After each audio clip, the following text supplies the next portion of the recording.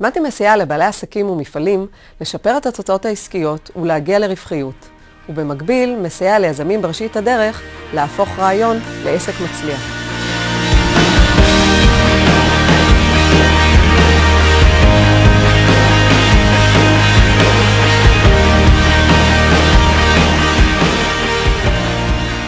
החונכות בדרך כלל מטפלת בכל היבטי העסק, גם בהיבטים השיווקיים, גם בהיבטי המחירות, גם בהיבטים הכספיים, גם בעבודה מול בנקים, גם בפיתוח עסקי. עיקר הכוונה להשאיר ליזם או לבעל העסק כלים שאיתם הוא יוכל להמשיך ולעבוד לאחר שהחונכות תסתיים. התגלגל הרעיון לפתוח את העסק, פניתי למתי, חזרתי שוב עם רעיון שהולך איתי כבר המון שנים, כל פעם בווריאציות, וקיבלתי מאור פנים ובית חם ועזרה גם ממי שאחראית על החונכות וגם מהחונכת שצירפו לי אותה בשלב יותר מאוחר. היא מיקמה אותי, היא סדרה אותי, הציבה משימות ונתנה לי הרבה מאוד כוח לעשות את מה שאני עושה, ובינתיים זה חדש. ויש גרף נחמד ככה של עלייה מתונה, ובלעדי מתי לא הייתי מצליחה לפתוח את העסק, בטח לא בשלב הכל כך מהיר שבו פתחתי את העסק.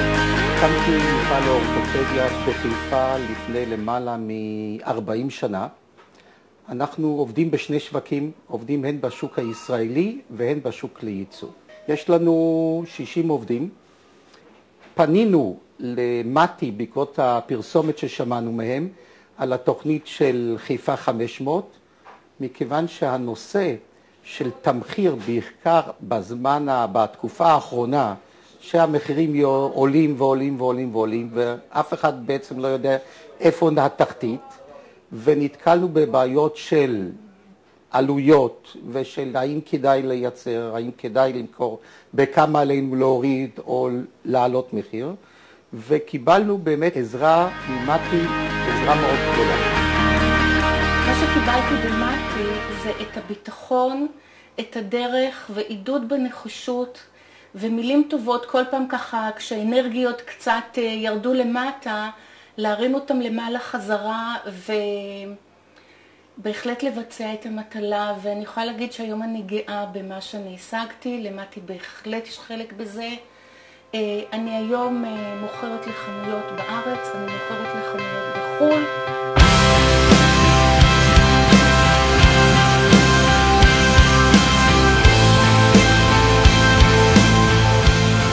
עברתי שם את כל הקורסים. הקורסים האלה פשוט הביאו אותי למקום אחר.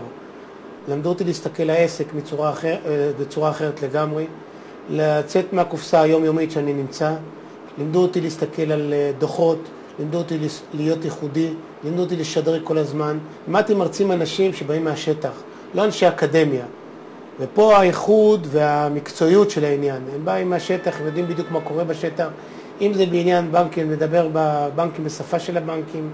אם זה בעניין של ספקים, לדעת לדבר עם ספקים, לדעת לקרוא דוחות, לדרוש מעורך חשבון מה שצריך לדרוש. ואלה הכלים העיקריים שפשוט שמו אותי במקום אחר מה שהייתי לפני 7 שנים.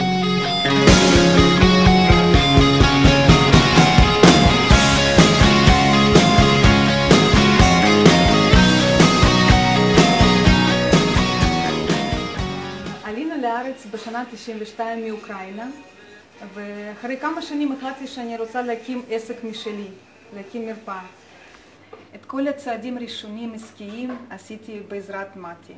כשהגעתי לבנק, בנק לא הסכים לי לתת לי כסף, וכשהגעתי למתי, כן, נפתחו דלתות וקיבלו אותי ממש יפה עם החום והאמינו בי.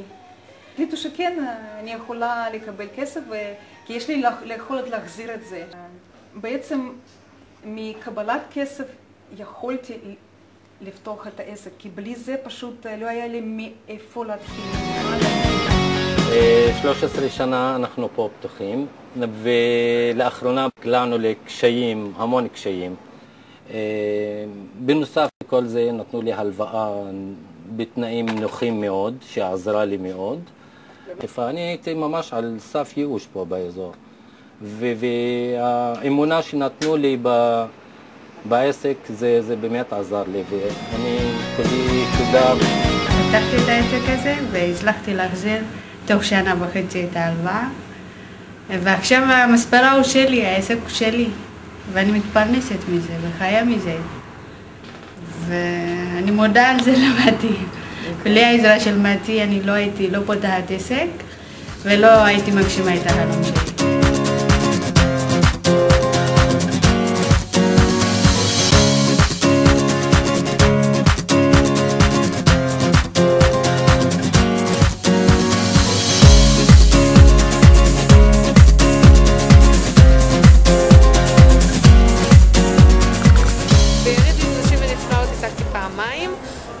זאת בעצם הפעם השנייה. הפעם הראשונה הייתה מאוד מוצלחת. גם הזמנות בזמן היריד, גם קנייה בזמן היריד וגם הזמנות עתידיות של סדנאות, עוגות, סוכריות וכו'. פורום נשים בעסקים של מתי חיפה למעשה יצר תשתית עבור בעלות העסקים להרחבת ההזדמנויות העסקיות, וזאת באמצעות יצירת קשרים עסקיים, שיתופי פעולה וחשיפת העסק.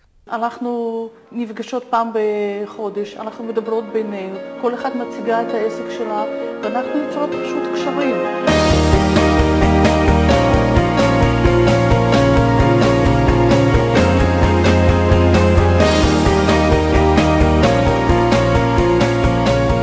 בשנה האחרונה, על פי המדדים שלנו, היו כ-500 פניות אלינו. הם קיבלו מענה ברמה של הפרנסה. וחלק מאוד גדול שלהם התפתח לכיוון של ממש הצלחה מטאורית בקנה מידה של הענף, אומר לחצות את גבולות הארץ. עזרה בתכנון, עזרה בייעוץ, עזרה בתמחור, ובעצם תוך חודשיים הגעתי למצב שאני יכולה להציג תערוכה עם דברים מוגמרים. כשהגעתי למטי עבדתי עם 2 חנויות, ותוך פחות משנה אני עובדת עם יותר מ10 חנויות, אני מייצאת לחול דברים, יש לי כבר 3 עובדות. הם נתנו לי את האומץ לעשות את זה, כי אני התלבטתי קשות. היום אני ככה עוד לא כך מבינה איך אני העזתי לעשות את זה, אבל זה באמת רק כי הם היו שם.